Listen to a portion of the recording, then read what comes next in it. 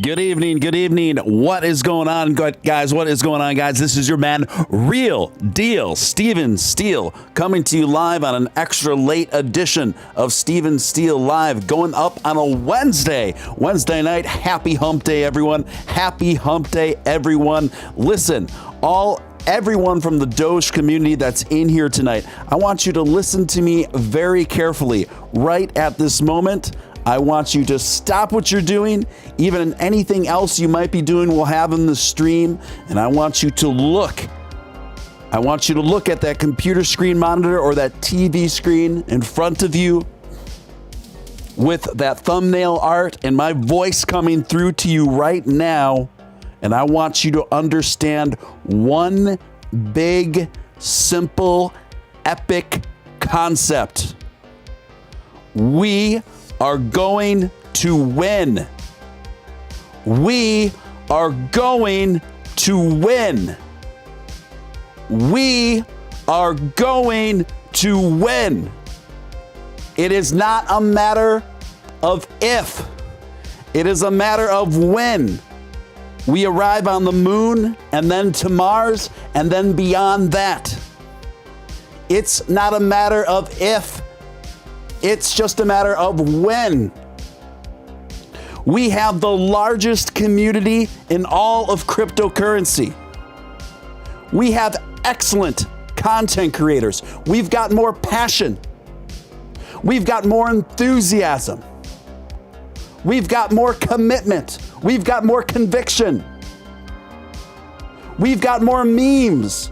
We've got more humor. We've got more girls. We've got more excitement.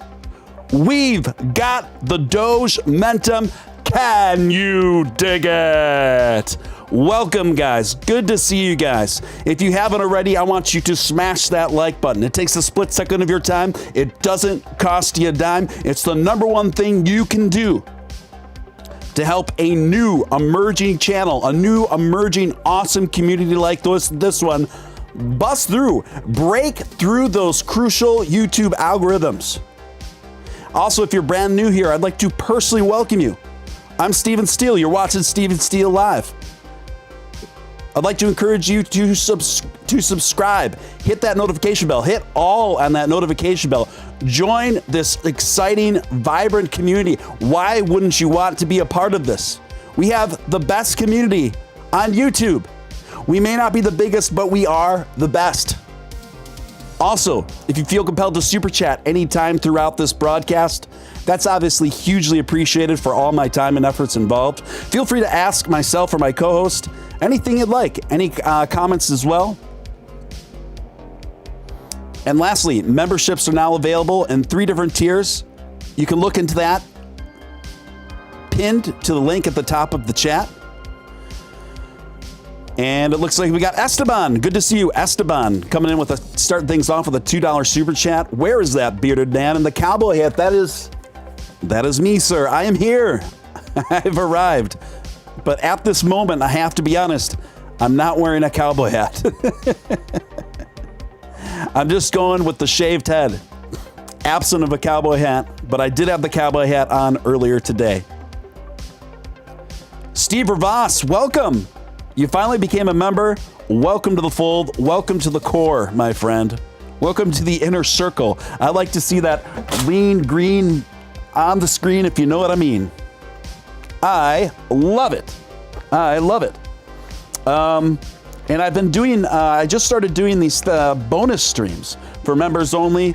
They're a bit more casual, a bit more behind the scenes, and I'm doing at least a couple of those a week now. So watch out for those. Steve Voss is feeling the Doge momentum. I am feeling the Doge momentum.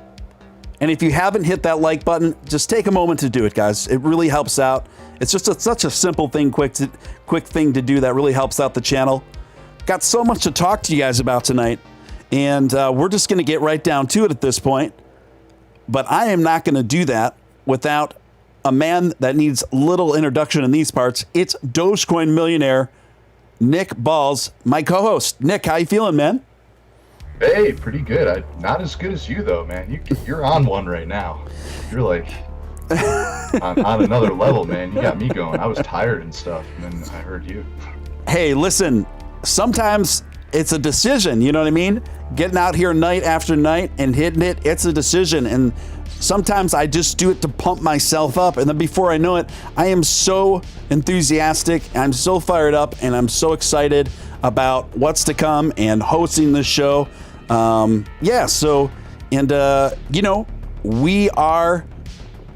are what this community, what we make it. And if we decide this community is going to be even more powerful than it already is, more influential than it already is, and get Dogecoin up in market value even quicker than we know it's going to be, we can do it. We can do it. May it be so. Yes. Awesome. Steve Voss upgraded to that big VIP membership status.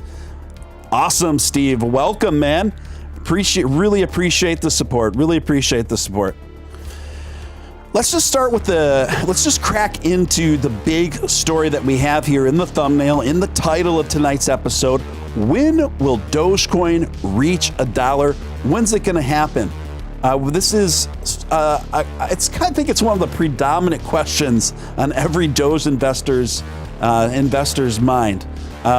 What do you say, Nick? How do we even begin starting a conversation this monumental, rather?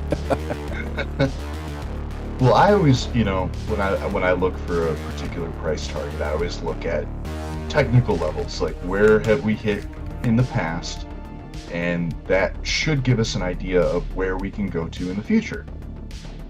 And so far, Dogecoin has been really good at standing up to the technical levels. Like it doesn't really do anything super wild or super crazy that doesn't respect the math. Like it always respects the math. And with that, being said, there is a particular level on the Fibonacci sequence that Doge seems to always hit every time it pumps, which is the 618 level.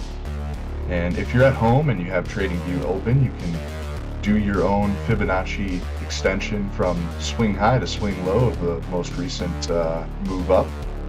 And if you do that, you'll see that the 618 level moving forward would be at about $1.89. And that is where I foresee Doge hitting on its next move up. Now, if we see stuff happen before then, which we're already seeing now, we are already in an uptrend, right? So there's levels and targets that we want to hit along the way. But I'm talking kind of irrespective of those levels that are being hit in the midterm. What I'm foreseeing happening is a move up to $1.89 on the next large move to the upside. Now, what would trigger something like that? Well, Tesla acceptance would trigger something like that. But we also know that these moves happen completely randomly. Doge moves outside of the rest of the market. Keep in mind, our third big move upward was on April 16th, and it had nothing to do with Bitcoin. It had nothing to do with any part of the rest of the market. So when will this happen? It's hard to say.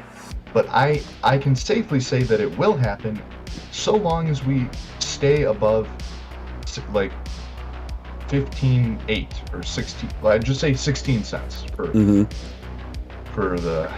rounded numbers. But yeah, as long as we're above that, I'm completely fine, and we can move forward and kind of test levels along the way. But there will be a large move up, and it will touch that 618.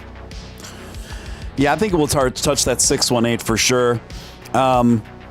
Now, when you're predicting this, these are huge numbers. When you are predicting Dogecoin at $1.80 something, what would be the general timeline for that sort of huge sort of prediction?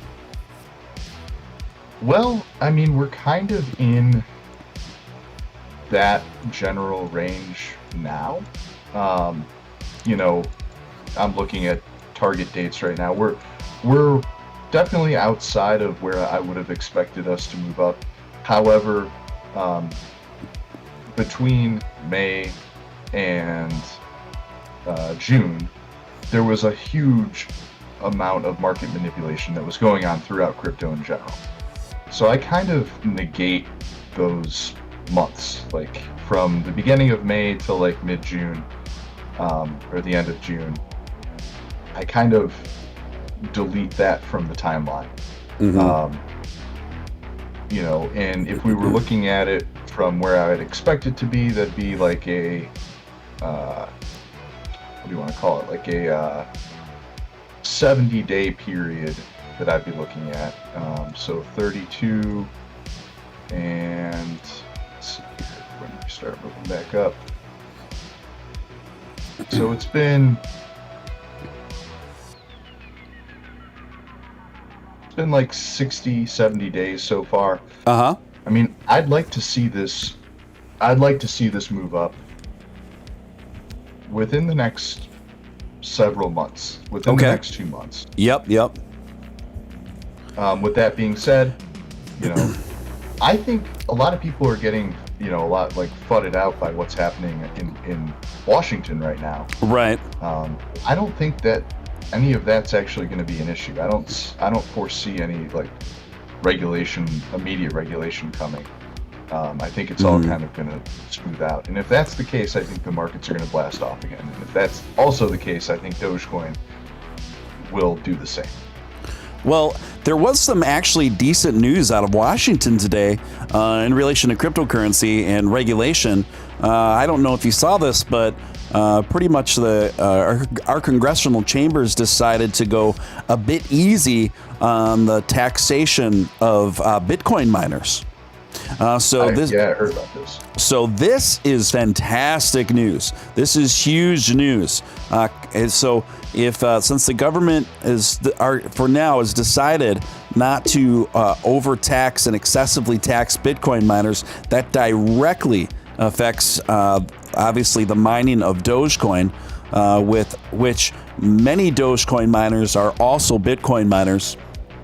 And so that's just going to encourage the expansion of the crypto market here in the United States. I've been predicting it since China's government had its huge crackdown banning all Bitcoin mining throughout China.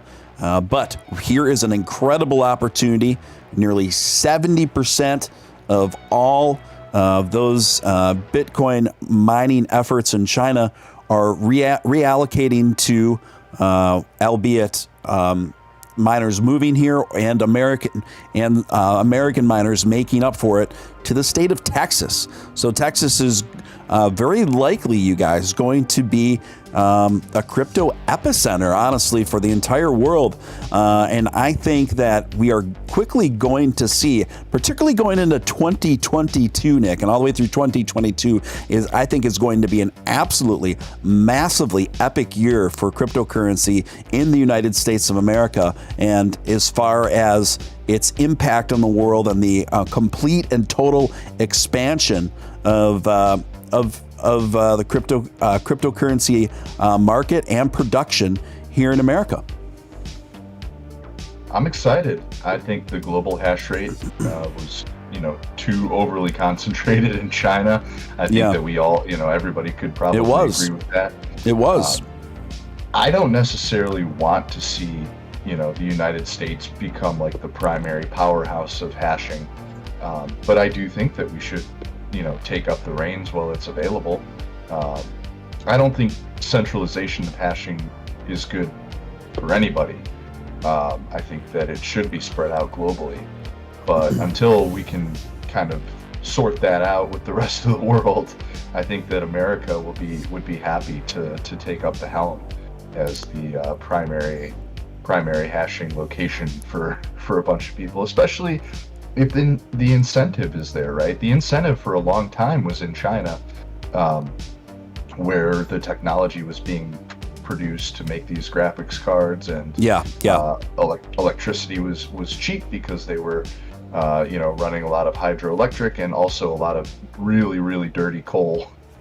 And now that landscape is changing, I think that it would be great to see a mining resurgence in the States. And I think, like we discussed in a previous show, like Texas could become like the new wild, wild west for mining. I think that would be absolutely hilarious to see like digital cowboys. Yeah, I think it's going to be digital cowboys deep in the heart of Texas. That's where it's all going down, guys. That's where it's all going down. And I think we're going to continue to see expanding to select metropolitan areas as well. Big time, obviously, Miami. Although I'm not so sure about the Miami coin. The more I looked into this Miami coin, Nick, it has a 30% taxation rate. Dude, I'm telling you, Miami coin is a there's something I cannot foresee it going well. No, I checked the metrics for it, and I checked the white paper for Miami coin. It just looks to me like that thing's going to be virtually dead on arrival. I cannot see Miami coin going well. I can't even believe how poorly it's laid out from what I've been seeing. They're going to have to make some major tweaks in order to sustain it. Yeah, and I mean, from all that I've seen, the mayor of Miami and all the people in the Miami government are not like they were in the 80s, right? But right. That doesn't mean that they get involved in crypto and everything goes back to hell. So who knows? Yeah, I'm not going to be buying any Miami coin, but right. I'm definitely going to be watching it.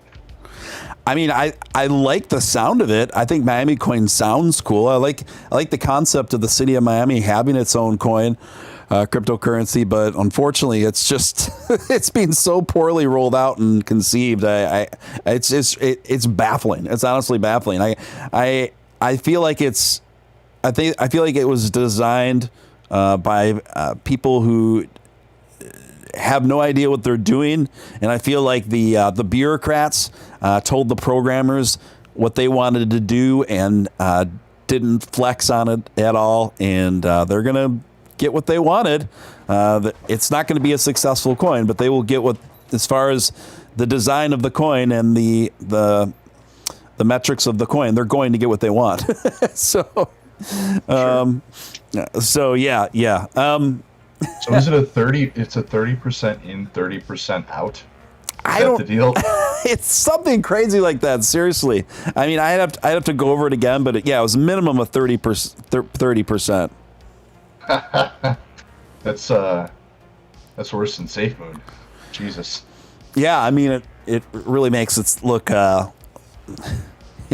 It makes it look pretty decent by comparison. Mm-hmm.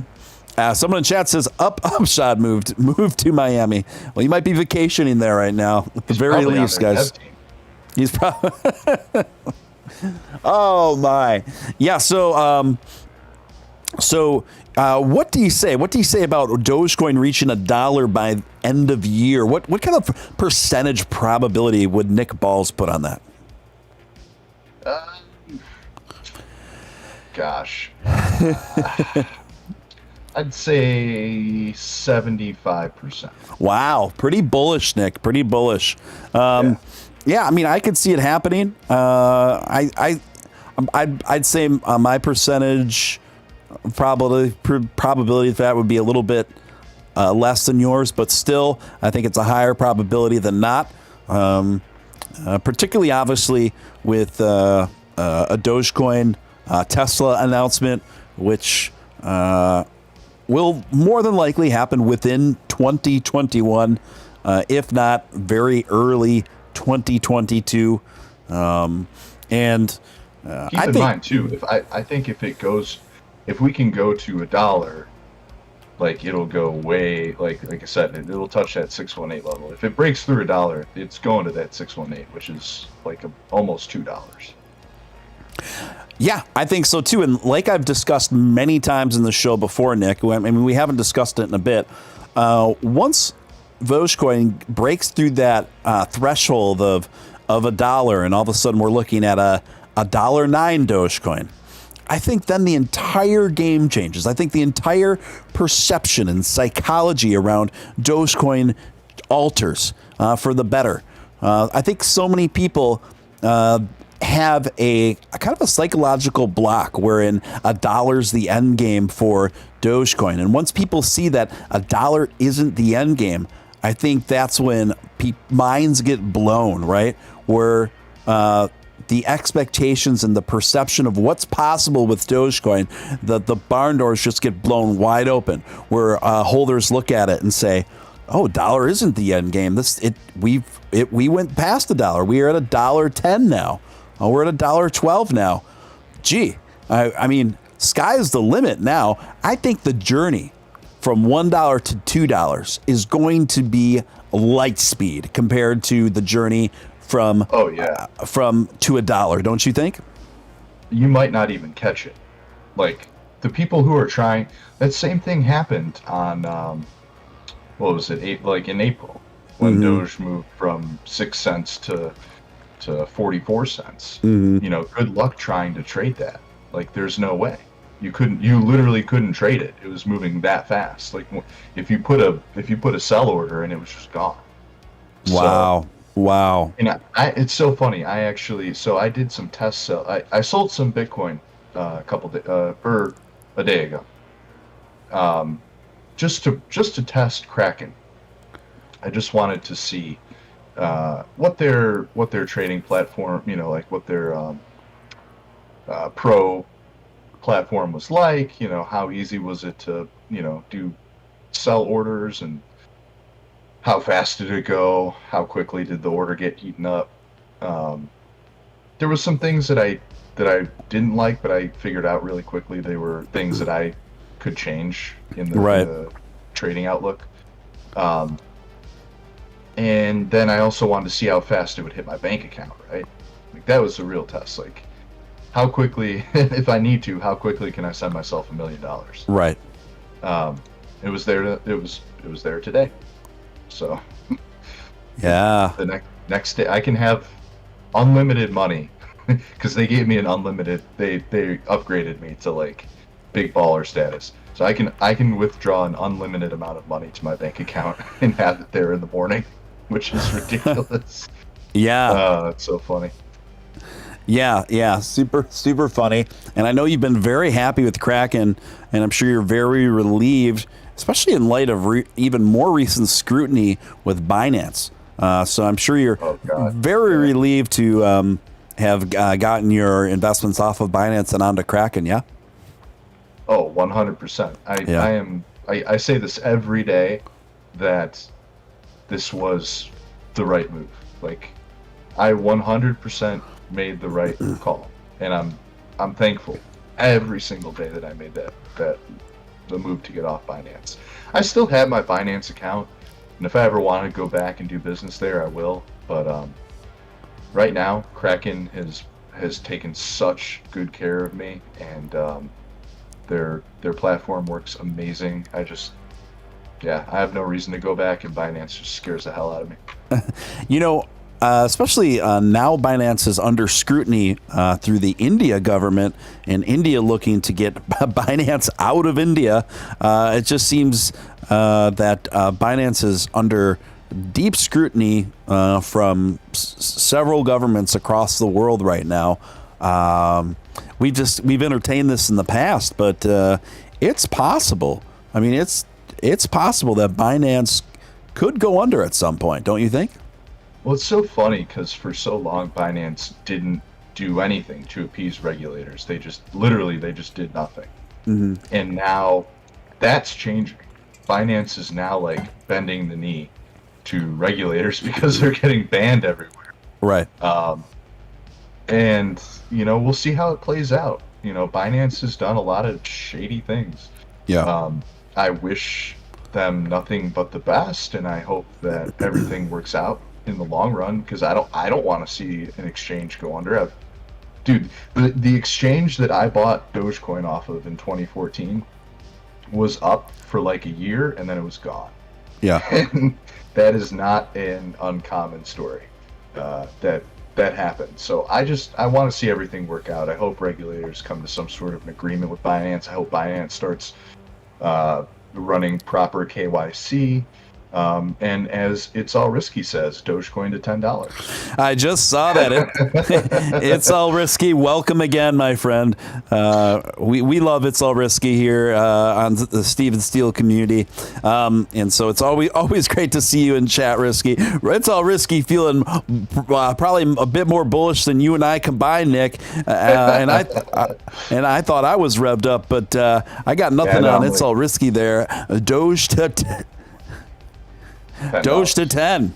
What do you say? I feel like I'm always hyperbolic. Like, I'm looking at the technical levels. I'm like, okay, the 618, fib level is like, that's a solid level. It can test that at like the $1.89.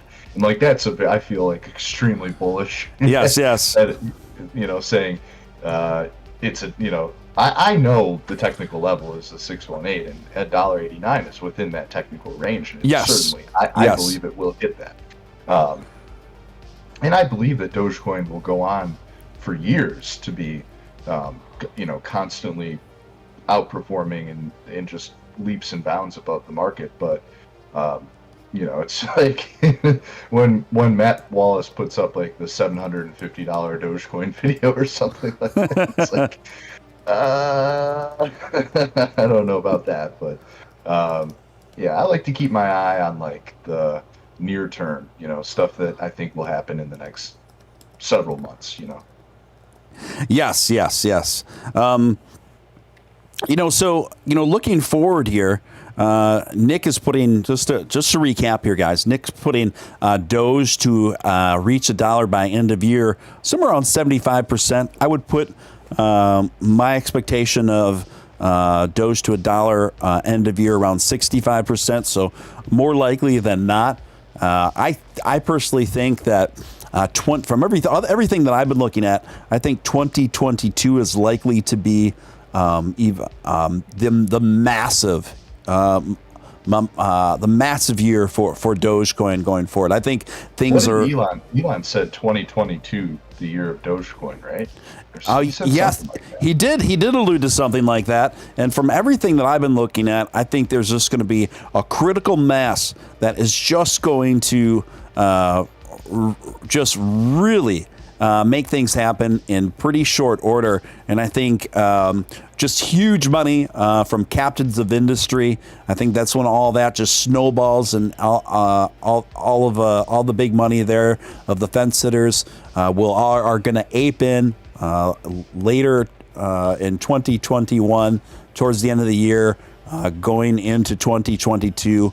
And 2022 could be an absolute barnstorm. I really do think it's quite likely.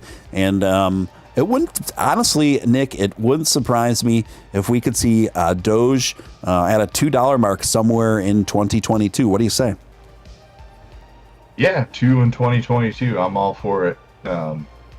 Again, I think that if we do end up, I know for a fact, if we break $1 this year, we will see that $1.89 level, technical level be hit. It's just the math behind Dogecoin.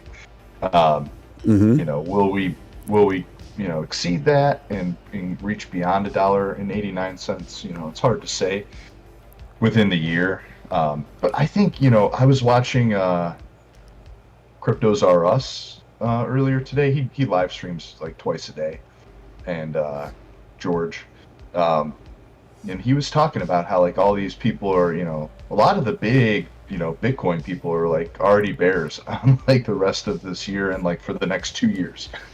And he's like, this is a different world. We live in a different world now. It's not the same. Right. If Bitcoin and crypto in general was going to be like how it was, it would have already played out. We would have already been way to the downside. We're not.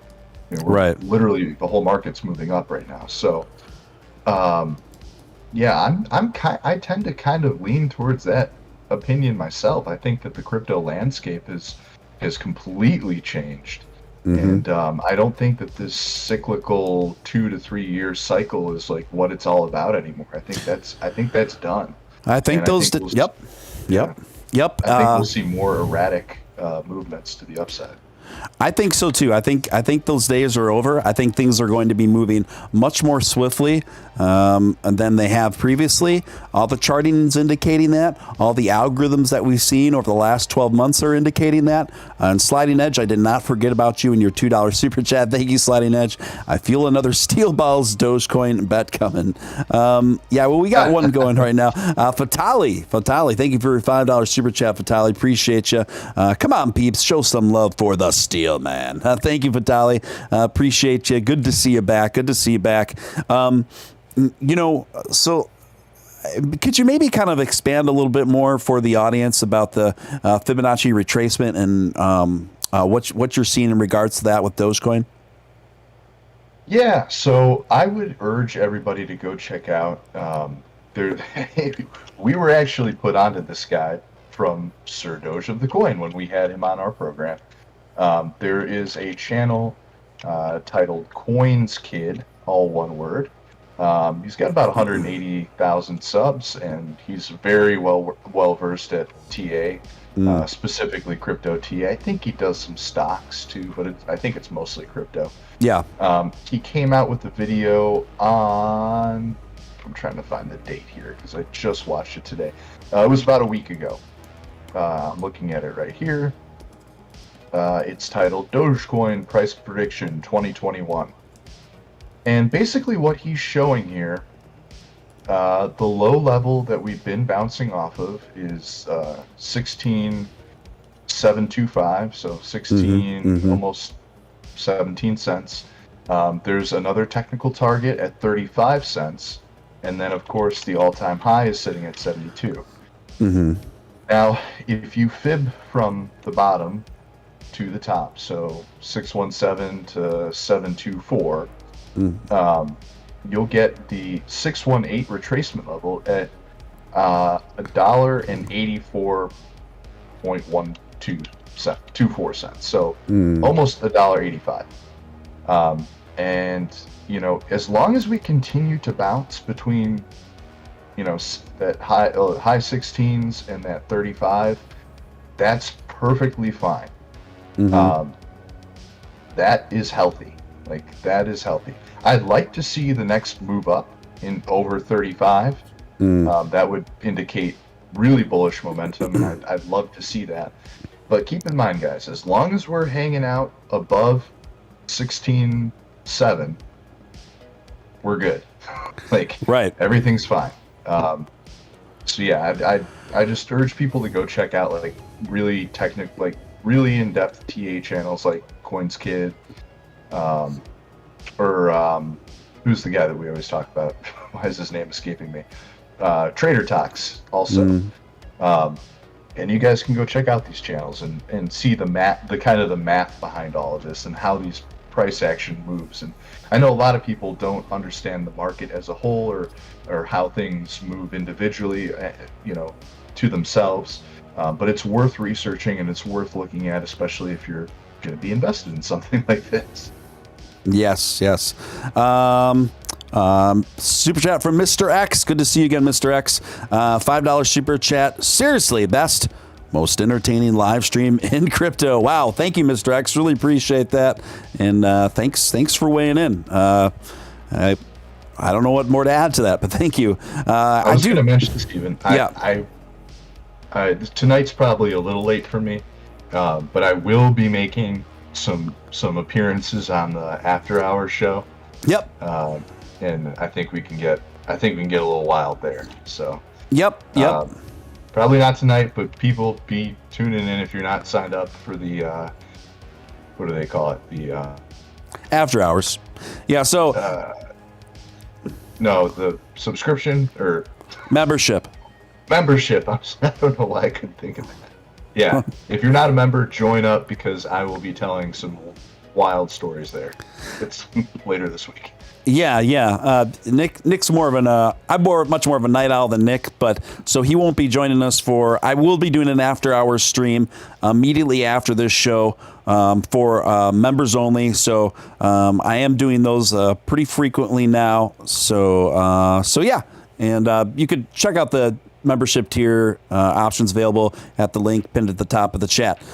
So just keep that in mind. I will be doing another members only stream, after hours stream after this broadcast. Anyway, I do have some other stories I want to get to you guys. So this one's kind of funny. I don't know if you heard about this, but Oscar Mayer auctions auctions off single pack of hot Doge wieners.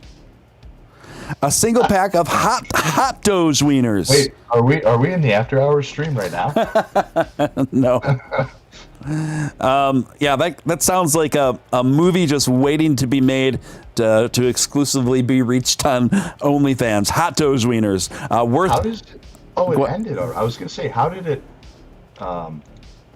I'm looking at the auction. It's over already? Yeah, I think there might have been some discrepancy with the auction too. But this comes courtesy of Yahoo Finance. Oscar Mayer auctions off a single pack of hot Doge wieners worth more than 10,000 Dogecoins. Oscar Mayer, a unit of food giant Kraft Heinz, finally got around to issuing a product that takes advantage of this year's massive Dogecoin hype. The longtime hot dog maker has put a limited edition pack of hot Doge wieners that comes with cash value of 10,000 Dogecoins for sale on eBay. The company said in a tweet Wednesday that it was only making one pack of the special wieners. Bidding had reached $3,450 late Wednesday, but ended abruptly before publication. That's weird. The auction was set to end on August 7th at 7 p.m. UTC. Current prices, 10,000 Dogecoins would be worth about $2,000. It was unclear how the Dogecoins would be transferred to the winning bidder. Earlier this year, smoked meat vendor Slim Jim, a unit of Conagra brands, saw significant increases in customer interactions after embarking on a Dogecoin-focused marketing strategy that also helped boost the price of the cryptocurrency. You know, that's actually not too bad of a deal when you considering that they're also giving away 10,000 Dogecoins. And let's say if it went for, but bidding reached there, it probably would have gone higher. But let's say the offer was like $3,500, and then you're getting 10,000 Dogecoins right now, which is worth $2,000, which is going to exponentially increase. Plus, you got this one-of-a-kind wiener souvenir. I don't know. I think it's a pretty good deal. But who knows how much higher it would have gone. But I don't know. Can you figure out what happened to... I was trying to see it right now. I can't. It had 0 bids. It went up for auction today. It's already, I guess they took it down? I don't know. Yeah, Low Roller is saying in the chat, Oscar Mayer breaking eBay terms of CERT TOS, they can't auction cryptocurrency. So maybe that was it. Oh, yeah. I would have bid on it. Yeah. I would have bid. So, dude. Yeah, they're going to have to figure something out for that. You have to win that, dude. Dude, I would. I mean, shit. I got the Doge. You got the Doge, man. I want Nick Balls to own the single pack of I try and hot get Doge on wieners. I try and get to all these influencer stuff, whatever, the Axe body spray, the Slim Jim exploding package. Well, that sounded bad. Yeah. After hours stream, guys. Sorry. And I never, I guess I'm not influency enough or whatever. Probably because I don't have a channel or whatever. I never get picked.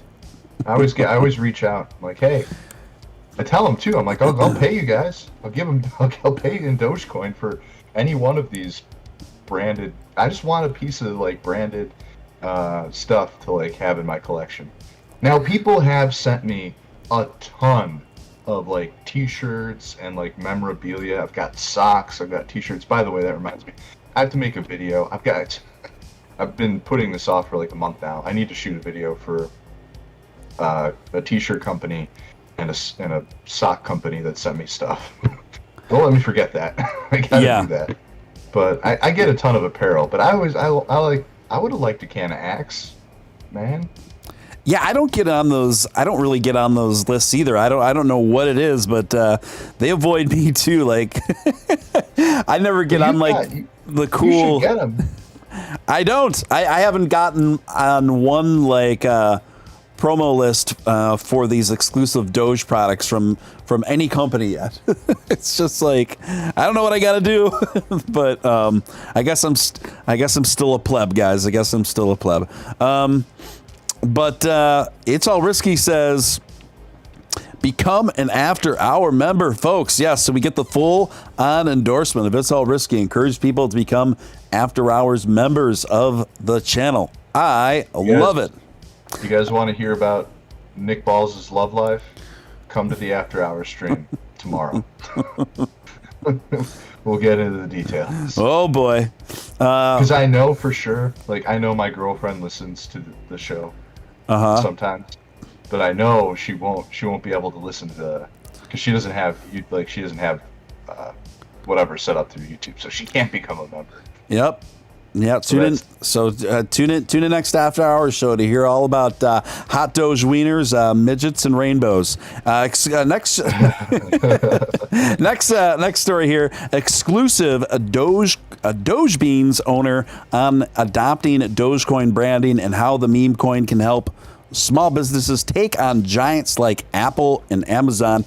This comes courtesy of Bazinga. Through my favorite journalist name at Bazinga. It is from Shivdeep Diwali. Shivdeep Diwali. I love Shivdeep. Shivdeep is like I've often said, it's like the perfect name of a 1970s gang leader. It reminds me of the guy from the Deadpool. Deadpool's guy that he hangs out with. I can't remember his name off the top of my head, but yes. Yes. And by the way, I see someone in chat. I apologize for using the M word for shorter folks. I apologize for that. So if I offended anyone, what are they called? Little people now, right? Yeah. Okay. So I apologize for my spontaneous insensitivity there. So anyway, Bazinga reports Doge Beans owner Andrew Lutz and the community built around the Shiba Inu themed cryptocurrency. Bazinga talked with Lutz about cryptocurrency, the coffee business, and his plans on opening a Doge-themed establishment. Community draw for Lutz, it was the Doge Army, which made him fall in love with the Shiba Inu. He described himself to be crypto-adjacent, since he had a lot of friends who were in crypto, but never quite understood it. As a Doge investor who entered the coin at 7 cents in January, he thought he was a genius when he sold at 12 cents. Oh, no. Oh, God. But Lutz said he had underestimated the Doge Army, reference to the coin's following. Don't do that. He said, I started doing lots of research on crypto, just fell in love with Dogecoin community in particular. This was a community that was built on fun memes, doing only good every day, and was a perfect on-ramp into crypto in general. After the pandemic shuttered Lutz's 78 coffee shop roastery in November of 2020, he turned to focus to the wholesale business, turning to Dogecoin. He set up Doge Beans for what he called a fun experiment for e-commerce and crypto. Lutz was taken by surprise by Dogecoin, like many others, and said that he saw exponential growth over the first 2 months in his business launch already, with sales even better than what he was getting with previous pre-pandemic sales at his 78 coffee company. You know, this is a great example, Nick, of we've seen time and time again, any business that takes the chance and steps out and embraces Dogecoin, or even flirts with the Dogecoin community in terms of posting memes and kind of mixing up and having a fun time with it. The level of engagement and attention, positive attention that gets drawn to that company or corporation, big and small, is just exponential. It's wild. And it's such a win-win because they don't even have to pay any licensing fees. They don't have to get permission from anyone. This is a free domain scenario as far as the memes and the lingo and the phraseology, and there's no CEO to get permission from with Dogecoin. It's no wonder more and more brands are becoming so Doge friendly. In fact, I just had a back and forth with the CEO of Mr. Singh Chips out of the UK. Yeah. So the CEO is going to send me a box of product, including, so that will be my first Doge product. There you go. There you go. And he's making Doge. He's making like Doge Fire, something like that, chips. And he says he's probably going to. They're probably going to be unlimited, meaning they're going to be a permanent part of their lineup. So I'll be trying those on the air here and let you guys know what I think. So anyway, this is just another testimony of that and how awesome that is. And it's so great when we wield the power of the Doge Army and the Doge community behind encouraging more and more companies for adoption, for cross-branding with Dogecoin. The results are just so positive, and we have never, just to put things in perspective, guys, we have never seen anything like this in cryptocurrency. There's not one other cryptocurrency on the planet that can say it has its own, its own brand of chips. Okay, that it has its own line of chips, its own. What else is going on there? Its own line of body spray. And everything else that's happening. And I think this. Meat sticks. Yeah, meat sticks. It just goes on, and it's going to continue to go on, and because just as long as companies see that it's advantageous for them to do so, they will keep doing it. And it's important for us as a community, once we sense that a company is doing it, to flood their social media, encourage them, tell them and thank them, and tell them you support them, right? This is only going to help adoption happen so much quicker. And guys, I haven't given up on the AMC Doge movement. That is still going strong. There's still so many folks that want to see this happen. And just because we didn't get our way over a 1 week Twitter campaign, keep in mind, Elon Musk likes this idea. He's essentially endorsed this idea by liking my tweet, saying that the proposal of a Dogecoin to be accepted by AMC just makes sense. Elon Musk agrees. It's all risky agrees. Lots of people agree. Everyone here agrees. And I think that tweet ended up getting over about 5,000 likes and, thousands of retweets as well. Stephen, this is what made one of the key selling points that I came across back in 2014 when I came across Dogecoin. I think one of the things I thought to myself was back then was wait, there's no overall CEO here.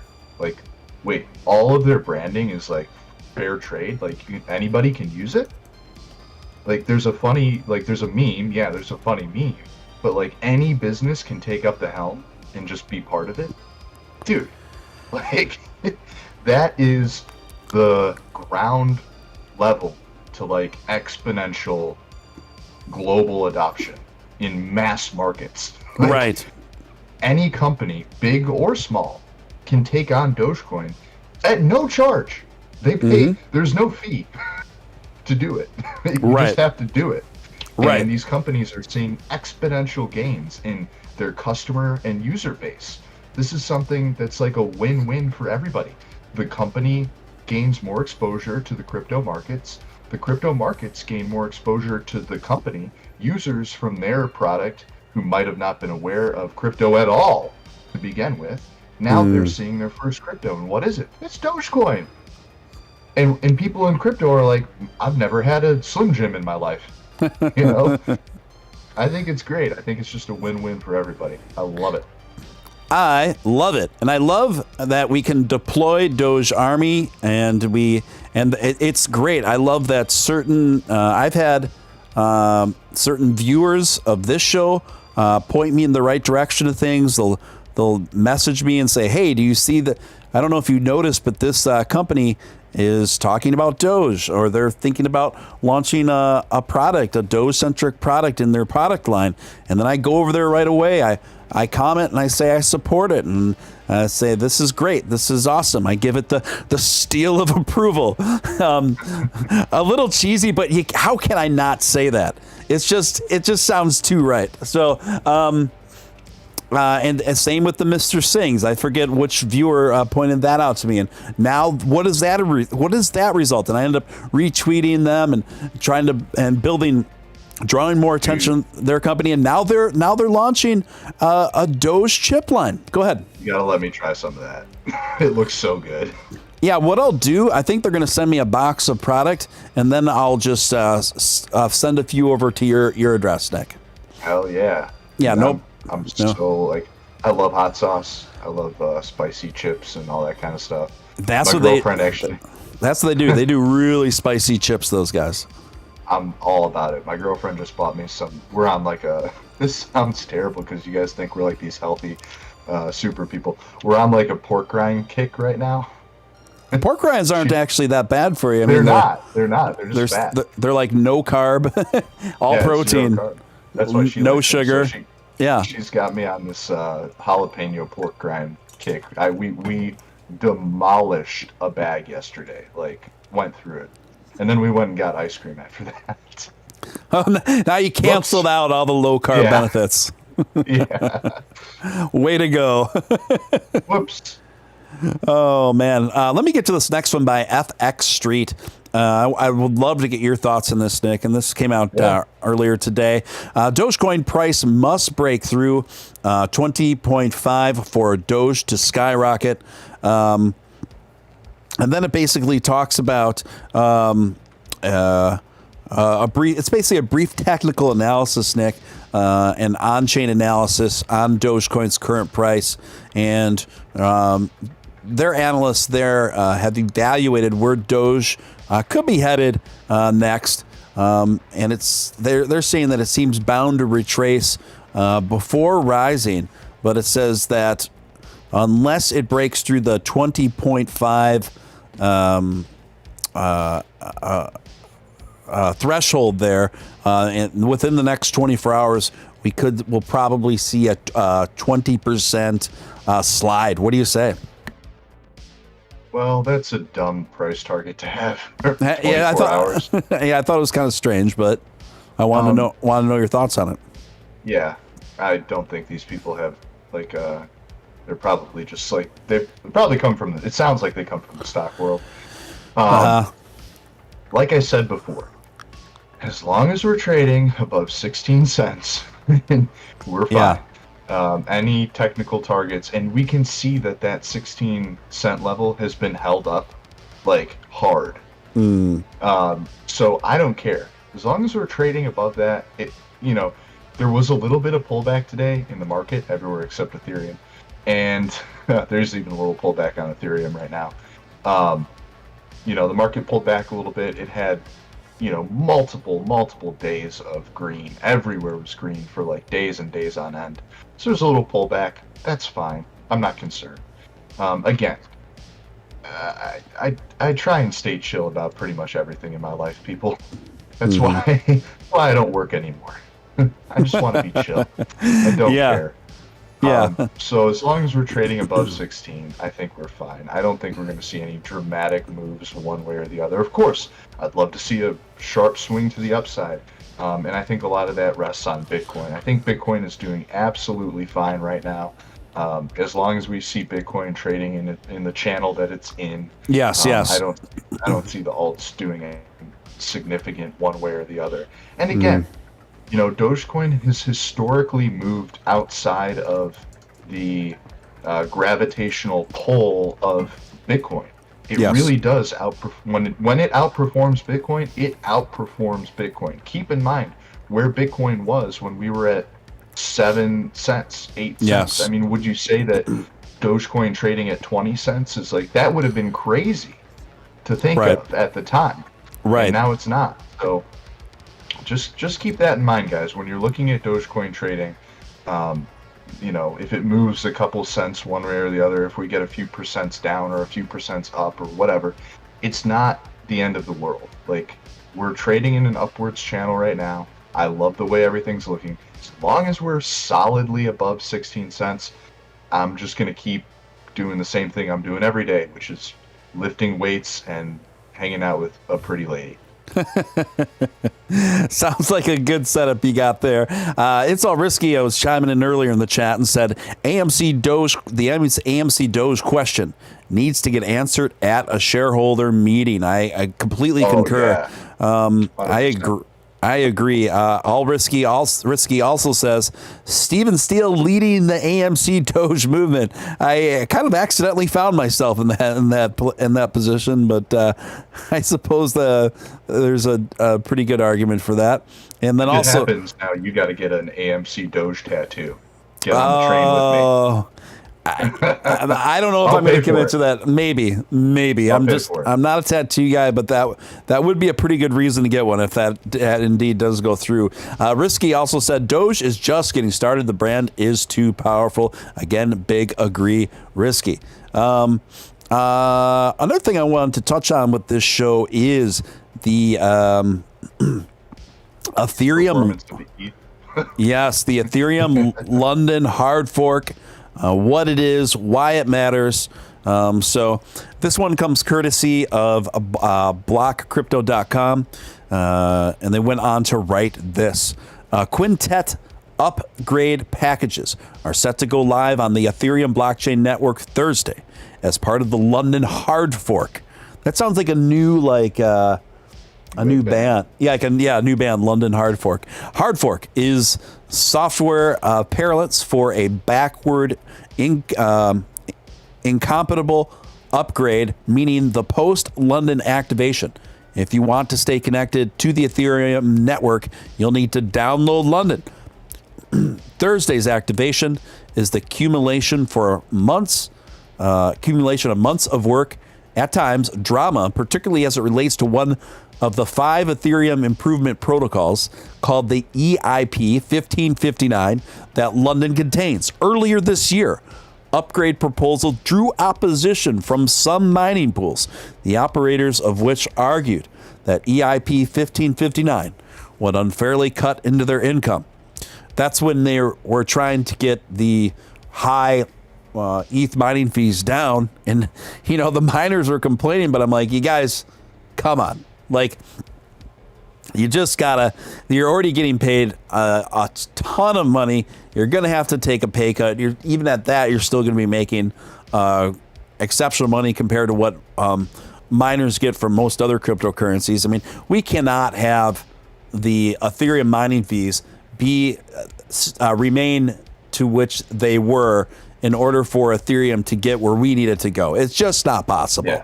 It won't work. So these miners need to get over themselves. That Ethereum can just be like, nope, not happening. Yep. And that's like a huge advantage. Huge advantage. I think that's great, and especially with the upcoming Dogecoin Ethereum bridge, I think the miners should be thankful because or they should get on the game early, start mining Dogecoin now. Right. I think that'd be a smart move because that's where they can make up some ground.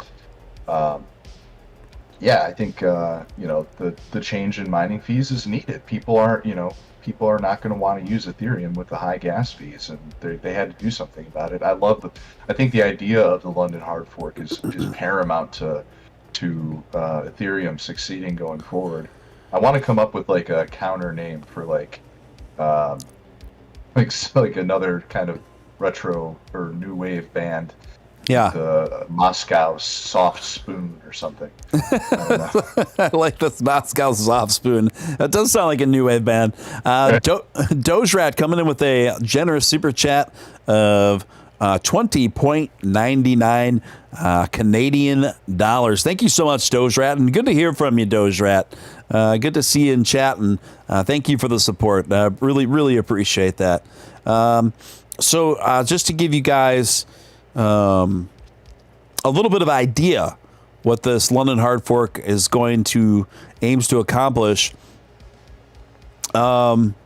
Its function of transactors paying fees on their transactions and miners collecting those fees as they add transactions to the chain. So the way it works now is that the higher the fee a transactor offers in a transaction, the more likely that transaction is likely to be included in a block quickly, if that makes sense.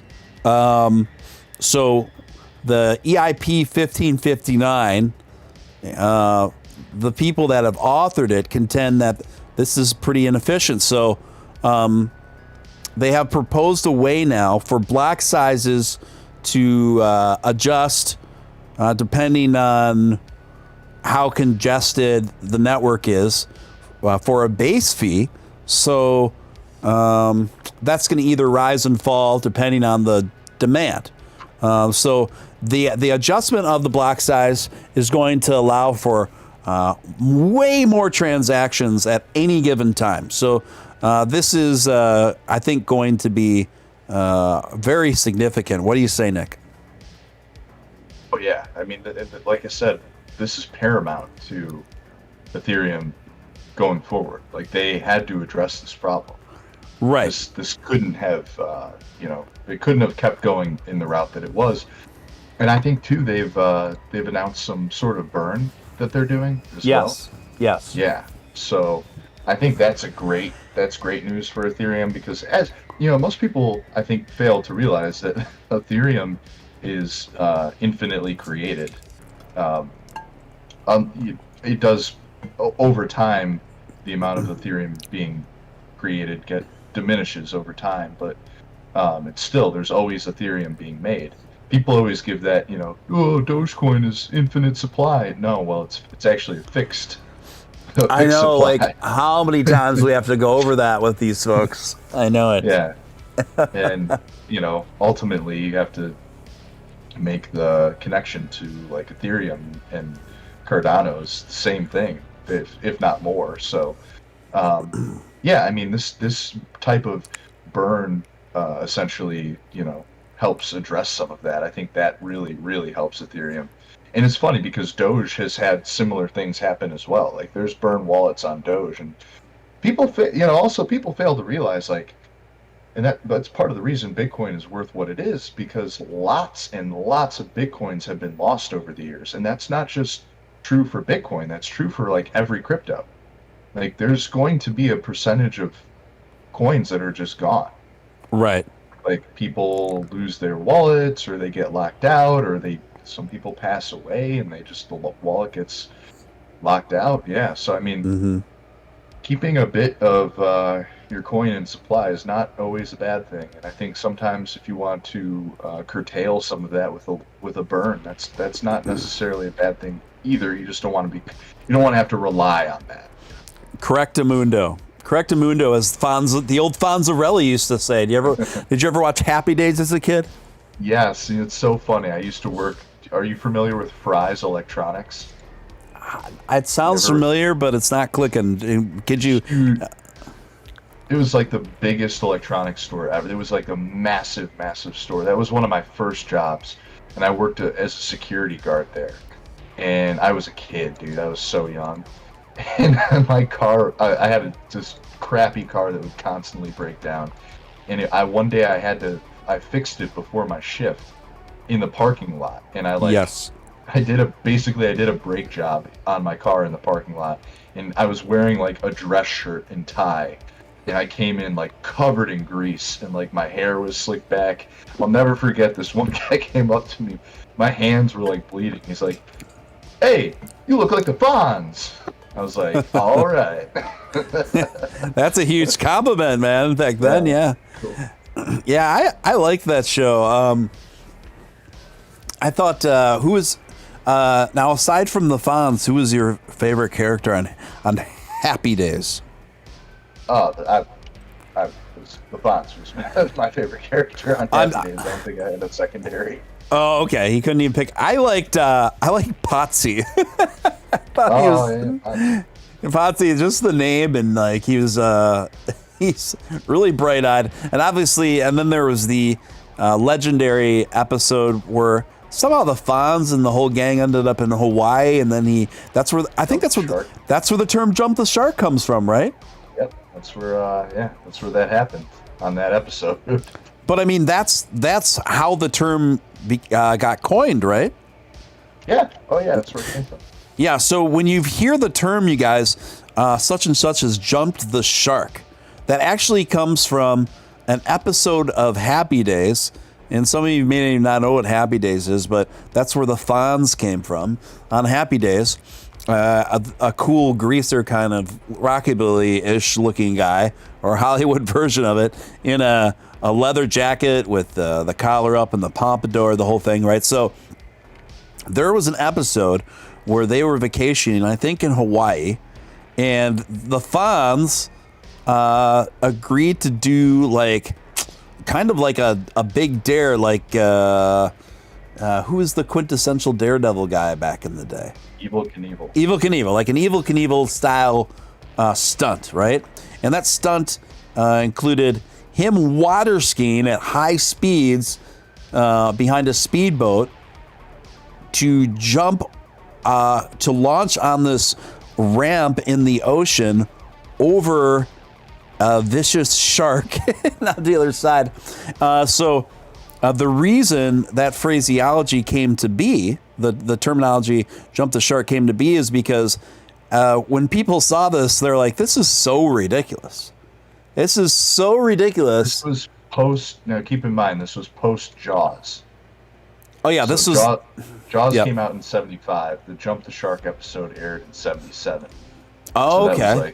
That was the whole. There was a lot of, for a couple years after Jaws, there was like shark fever. Everybody was afraid of sharks. Yeah, shark fever, shark fever. So get the ratings up, put a shark in there. So I think people just saw, because before that, the whole show took place the script of the whole show took place in Kenosha, Wisconsin, in the 1950s. At like diners and stuff like this and sock hops. And now we have the primary protagonist of Happy Days jumping sharks in swim trunks and a leather jacket in Hawaii. People are like, this is completely ridiculous. This is absurd. Fonz has jumped the shark. And so that's where that figure of speech came from, where when something gets to be completely absurd, it's jumped the shark, essentially, right, Nick? Yep. Yeah. Right from Happy Days. Yeah. RW says, hilarious episode. Please pray, now sit on it. Yeah, it's just absolute absurdity. He was just saying, and I think he said, "Hey," like in the air. Well, and I think there was someone was referencing Peter Griffith, so I think it was a reference to that in Family Guy as well, and it's been referenced so many times since then. It's been so many ways. Oh my gosh! We were talking about Ethereum, right? I don't even remember. I don't know how we stumbled on. I honestly have no idea how we stumbled on the Fonz. I don't think it even matters. But so guys. It's important just to keep in mind to take things in stride and just to stay encouraged. We have so much to be encouraged by, and we have a vibrant community. Listen, I tweeted out this a little bit earlier today, and I think it's notable and worth bringing up again. So I tweeted this out earlier today, and that was this. Most of the major Doge-centric content creators are good people. They are also doing a nice job of increasing your investment. Most of the Doge community are good people. Do not trust those who spend more time posting about things they hate than the things they love. And just reading my own tweet back to me, Nick, I can't help but think of that one tweet by Elon that's something to the degree of save what you love. What is it? Do you know? Fight for... I'm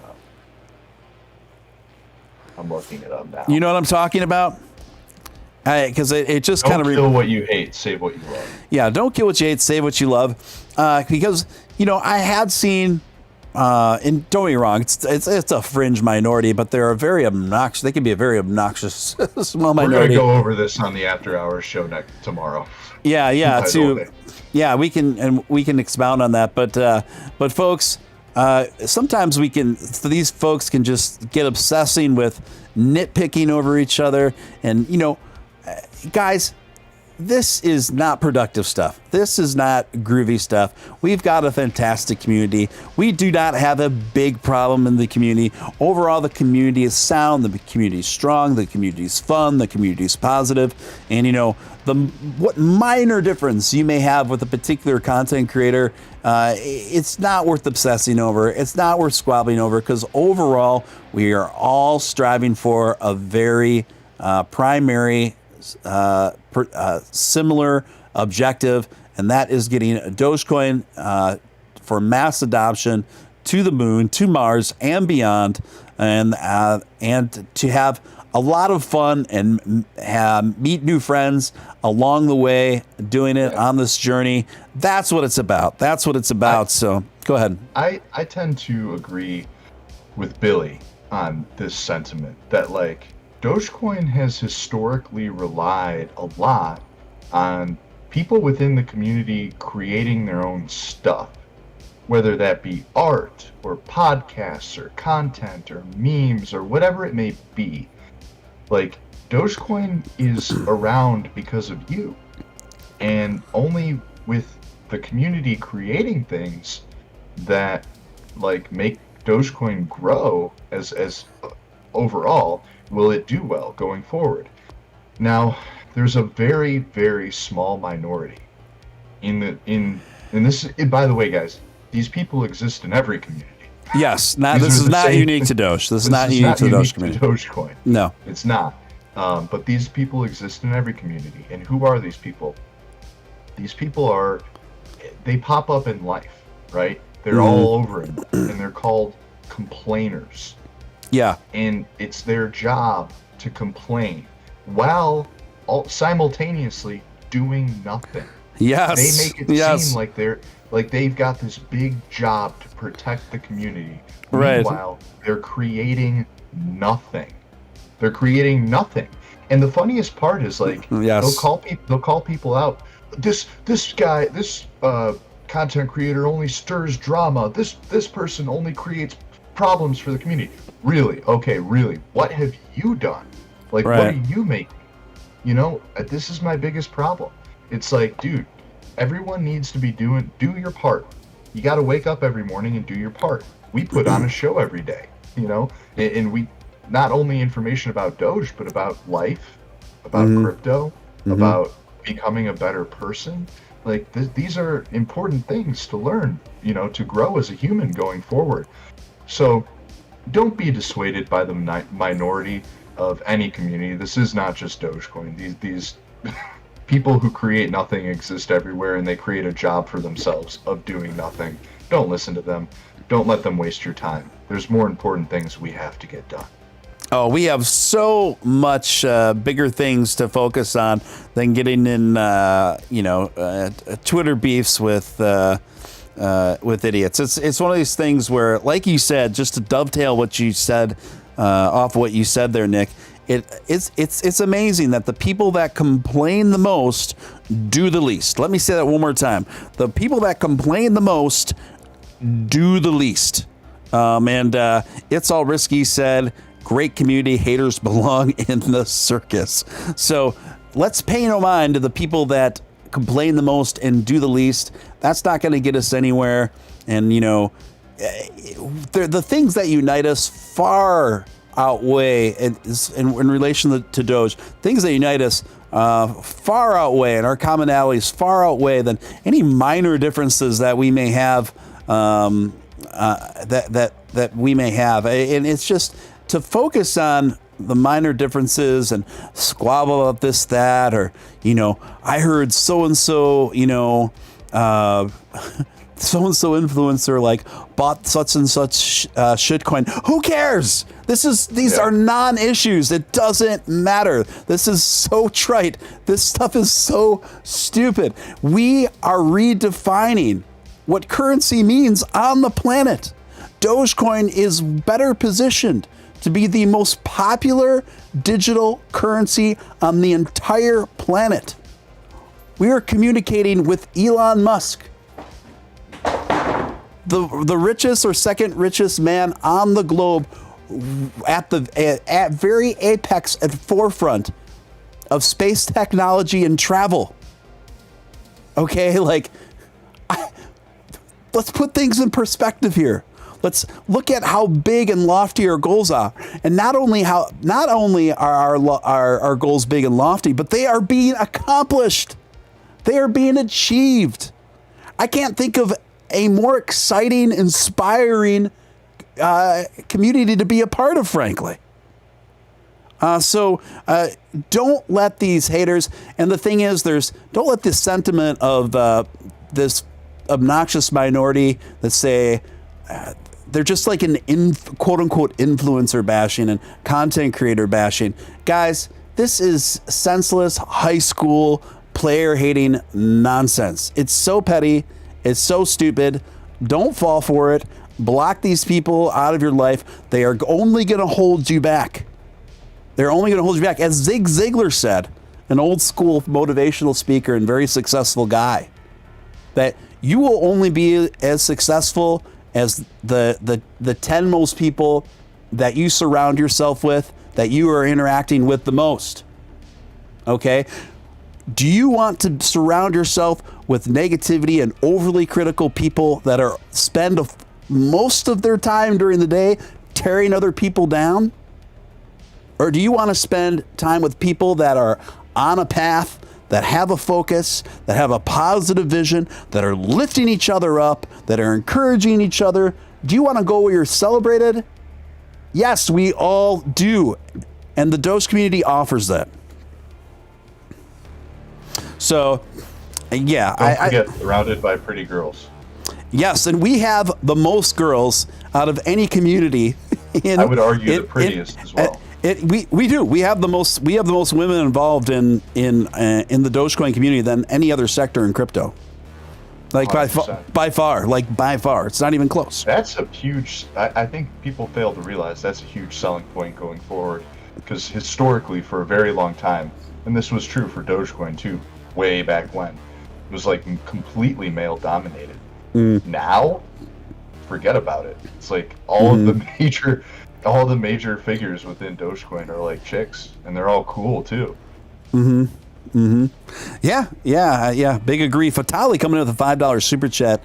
Thank you, Fatali. Because Mama Crypto showing up late to the party. Show love for the Steele man and the balls man. Okay. Thank you, Vitali. Brock Lobster coming in big with a generous super chat of $19.99. 20 spot for the show. Thank you, Rock Lobster. Says, I can dig it.